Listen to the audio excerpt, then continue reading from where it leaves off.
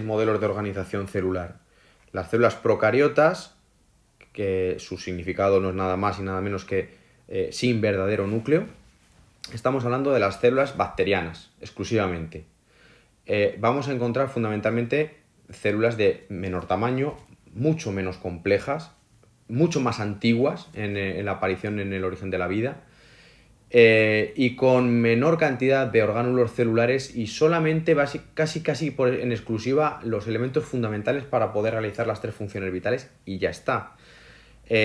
Dicho esto, parecerá que son organismos poco importantes o poco relevantes y son todo lo contrario. Nos podemos encontrar entre las células procariotas desde organismos productores de enfermedades hasta organismos fundamentales para procesos industriales. Por lo tanto, estamos hablando de que hay una variabilidad tremenda. Es mucho más fácil encontrar cambios al corto plazo en las células procariotas, precisamente debido a su escasa complejidad, que en el caso de las células eucariotas, mucho más complejas, mucho más funcionales, pero es cierto que por otro lado es mucho más difícil que puedan evolucionar al corto plazo.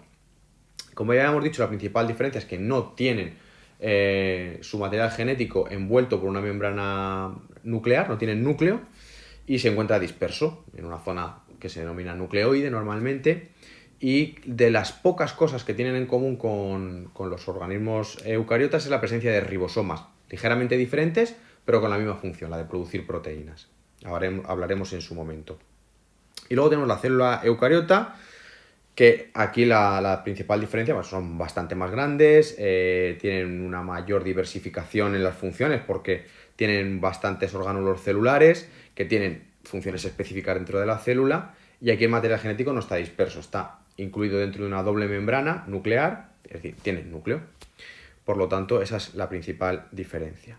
Y ya por terminar, vamos a ver un poco cómo pudo ser este tránsito entre las células procariotas y las eucariotas, teniendo en cuenta que si nos fijamos en el registro histórico, encontramos células procariotas prácticamente unos 1000 millones de años después de la aparición del planeta. Es decir, en el momento en que las condiciones fueron relativamente favorables, aparece la vida en la Tierra. No fue un proceso... Hombre, 1000 millones de años son muchos miles de millones de años, pero en el tiempo que existe el planeta no es tanto. Luego, hace 3.500 millones de años tenemos el primer atisbo de vida procariota, mientras que de las eucariotas lo más antiguo data hace 1.800 millones de años. Luego, prácticamente 2.000 millones de años la vida estuvo en forma unicelular procariota. ¿Cuáles son las teorías que permiten explicar este tránsito? ¿O por qué aparecieron las células eucariotas de los cuales nosotros somos representantes? Bueno, pues la más conocida de las teorías es la teoría endosimbiótica, que es una teoría desarrollada por una mujer, por Lynn Margulis, a finales de los años 60 del siglo pasado, una bióloga. ¿Qué promueve esta teoría? Bueno, pues promueve que todo surgió en la vida en forma procariota y que los orgánulos celulares, que son tan característicos de las células eucariotas, pues algunos de ellos debieron surgir por simbiosis con otras células, es decir, por una ventaja mutua. Vamos a empezar un poquito de arriba abajo según el esquema. En primer lugar aparecería el núcleo. ¿Cómo surgió el núcleo? Pues bueno, tendríamos una bacteria en la que tendríamos el material genético pegado a la membrana y se produce una invaginación. Recordamos que la membrana es una envoltura flexible, pues se produciría una invaginación, es decir, la membrana entraría hacia adentro y pues aislaría el material genético. Ese sería un poco el origen del núcleo. Pero lo más interesante desde el punto de vista de la teoría de esta mujer, de Lynn Margulis, es que da explicación a la aparición de dos orgánulos exclusivos de las células eucariotas, que son las mitocondrias, productoras de energía, y los cloroplastos, productor de materia en el caso de los organismos fotosintéticos.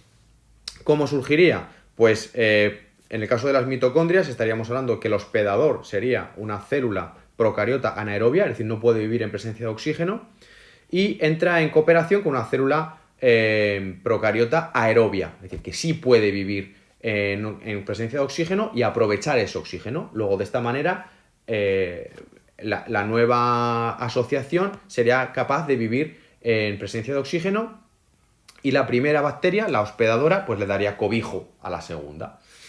Y la aparición de los cloroplastos seguiría un proceso muy similar. Luego, en este caso, la célula hospedada sería una bacteria pues, del grupo de las cianobacterias, que son bacterias que siguen existiendo a día de hoy y que son fotosintéticas. Por lo tanto, pues igual, ¿no? Le daría cobijo la primera a esta bacteria fotosintética, la cual pues, le permitiría tener alimento en contraprestación.